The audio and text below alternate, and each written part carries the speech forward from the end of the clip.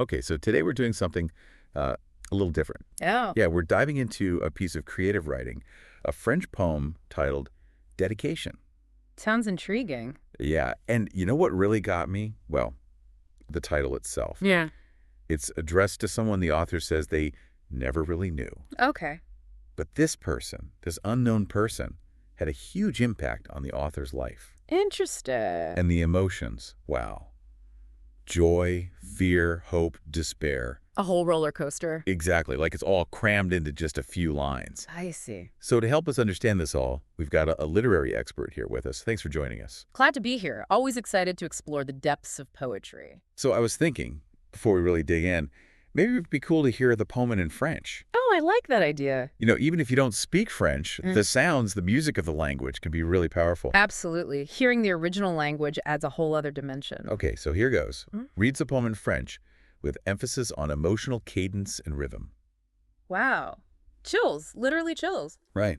Even without the words, you can feel the intensity, the emotion. Definitely. But of course, to really get into it, we need a translation. Okay, so it goes. Yeah. Dedication. To you, whom I have never really known, but who is always present in my decisions, forcing my precision, making me unknown, filling me with joy but fear, filling me with hope in the darkness of my fears, slowing my fall, saving me from myself. I have often traveled through you, finding you in many things. Your love has made me triumph. I understand now. I am Narcissus, and you are my reflection that I love so much. That I love so much, that I love so much. And you, my reflection, who have never left me. Reflection of strength, of honor, of glory, but reflection of tenderness, of love, of kindness, you seen by me. All I possessed was a memory of you. You protected me like a roof weakened me, abandoned me, but above all, regenerated me. Oh, please, do not leave me. That's a lot to unpack. It is. What really grabs me right away is the dedication itself. To you, whom I have never really known. That's like, how can you be so deeply connected, so affected by someone you've never met? Well, that's the paradox, isn't it? Yeah. This unknown recipient is always present in the author's decisions, shaping their choices. So it makes you wonder, is this figure an internal struggle, maybe a part of themselves they haven't quite faced? Oh, interesting. Or maybe an ideal, a vision of who they yearn to be? Makes you think, I mean, you picked this poem for us. Something about that idea of an unknown influence must have resonated with you. Definitely. I think we all grapple with those unseen forces in some way. Maybe it's societal expectations, maybe it's the weight of our past. Right, right. And then there's all these clashing emotions in the poem. Joy but fear. Hope in the darkness of my fears. It's almost like an internal battle. It is. What do you make of that? I mean, what does it say about how the author is feeling? Well, I think it points to this inner conflict, a struggle between longing for connection and being terrified of vulnerability. We've all been there, haven't we? Wanting to reach out, but holding back for fear of getting hurt. It's a universal human experience, and I think that's what this poem taps into so powerfully. Yeah, I feel that. There's also this line, I have often traveled through you, finding you in many things. It's like this you isn't a person, but, I don't know, something bigger, something they keep searching for. Absolutely. It's like this recipient represents some quality, some essence they're seeking everywhere they go. And that repetition of gentle that I love so much, it underscores just how deep this yearning is. It's a desperate search for something, for completion, maybe even for themselves. Then bam, I am Narcissus, and you are my reflection. Wow. That line stopped me in my tracks. Why bring Narcissus into it? No, that's where things get really fascinating. You know the myth, right? Narcissus falling in love with his own image. Well, the author is using this myth to explore their own self-perception, their identity. It's as if they're asking, am I in love with an idealized version of myself?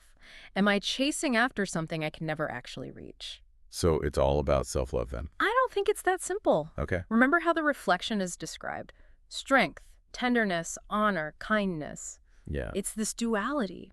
It makes me think of the idea of the shadow self, those hidden parts of our personality we often try to suppress. It's like the author sees both the good and the bad, their potential for both, reflected back at them. Right. And then towards the end, the tone shifts.